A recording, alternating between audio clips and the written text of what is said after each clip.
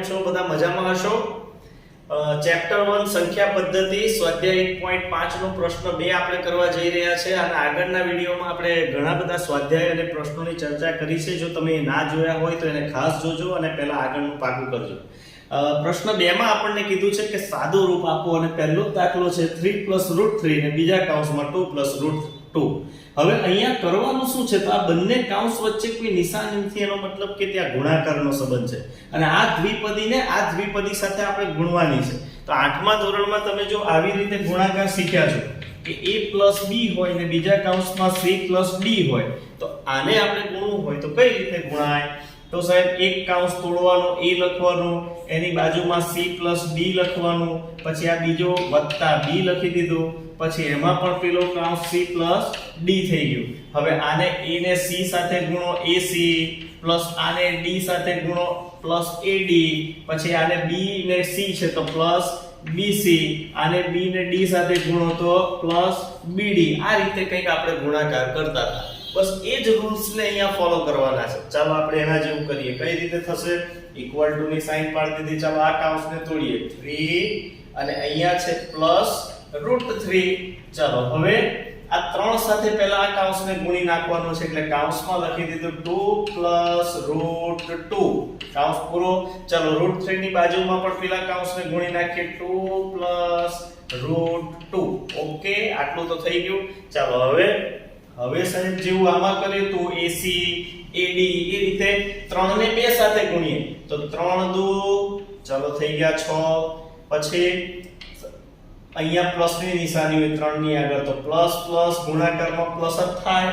હવે 3 ને √2 સાથે ગુણવો હોય તો ગુણાકાર થાય 3 √2. યાદ રાખજો, આ 12 વાળા ક્યારે અંદર ગુણવાના નથી. 12 વાળા 12 જ રહેશે. અહીંયા એકડો હોય 3 × 1 = 3 અને √2 ના √2. ઓકે, ચાલો હવે આ પ્લસ છે અને આ +2 છે તો એ બેને ગુણીએ. 2 × √3 પ્લસ 2 × √3 જવાબ આવશે 2√3. જો મેં ફરીથી કીધું 12 વાળા 12 જ રહેશે, એ અંદર ગુણાતા નથી. હવે પ્લસ અને આને આની સાથે ગુણીએ તો જો હવે તો બંને વર્ગમૂળની અંદર જ છે, તો પછી આપણે કઈ રીતે ગુણી શકીએ?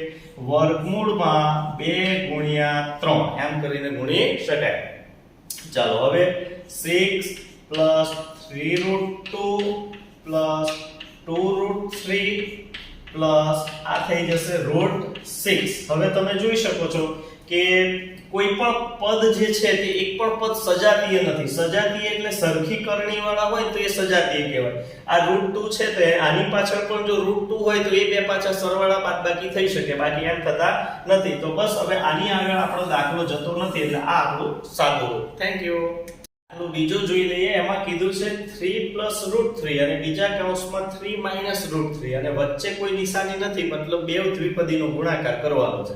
હવે આપણે રકમને જોઈએ ને ત્યારે આપણા મગજમાં લાઈટ થાય કે હું 8મામાં કંઈક શીખી ગયા છે કે a + b અને બીજા કૌંસમાં a - b હોય તો આ બેનો ગુણાકાર જ્યારે કરવાનો હોય, વર્ગોનો તફાવત પહેલા પદનો વર્ગ માઈનસ બીજા પદનો વર્ગ આ રીતે કરતા હતા.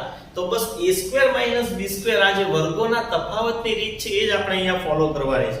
પણ મને કેવી રીતે ખબર પડે કે આ વર્ગોનો તફાવત છે? મિત્રો, આ a લખેલું છે ને આ b લખેલું છે, એનો મતલબ કે અહીંયા આપેલી સંખ્યાઓ કેવી છે? સમાન છે. એમ અહીંયા જુઓ તમે, પહેલું 3 છે, અહીંયા પણ 3 છે, એ આપણા a જેવું છે.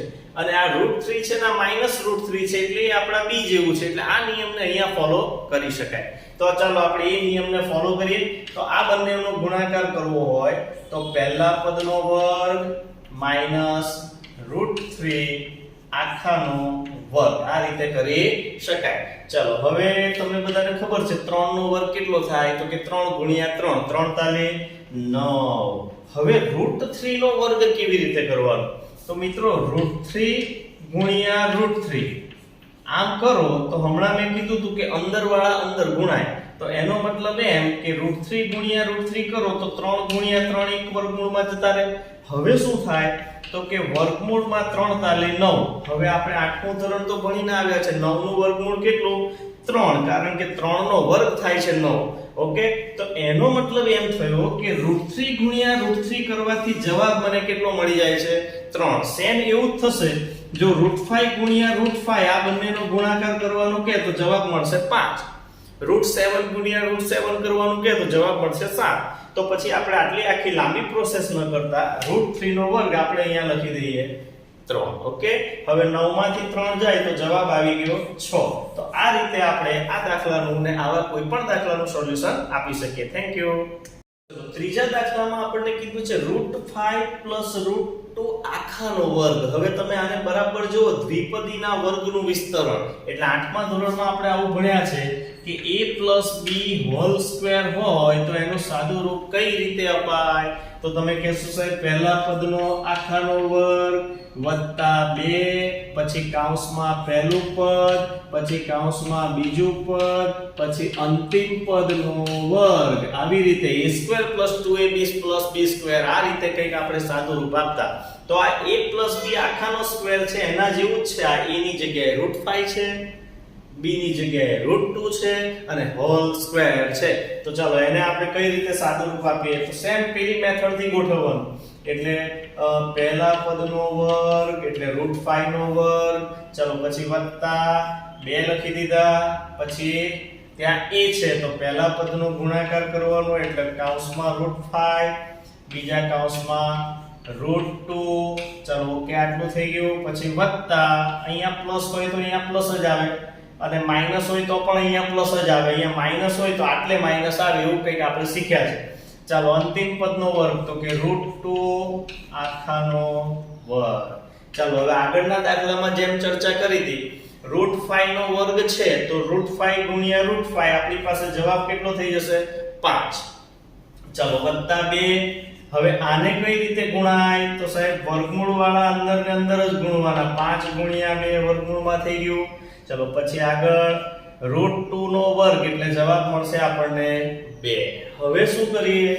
તો હવે જો આમાં સજાતીય કયા કયા દેખાય? ચાલો પહેલા આને સોલ્વ કરી દઈએ. 5 + 2 અને વર્ગમૂળમાં 5 × 2 = 10 અને વત્તા 2. હવે તમે જુઓ, આ 5 સમય છે, આ સમય છે અને આ અસમય છે. તો સજાતીય સજાતીય, આ સમય સમય સજાતીય થઈ.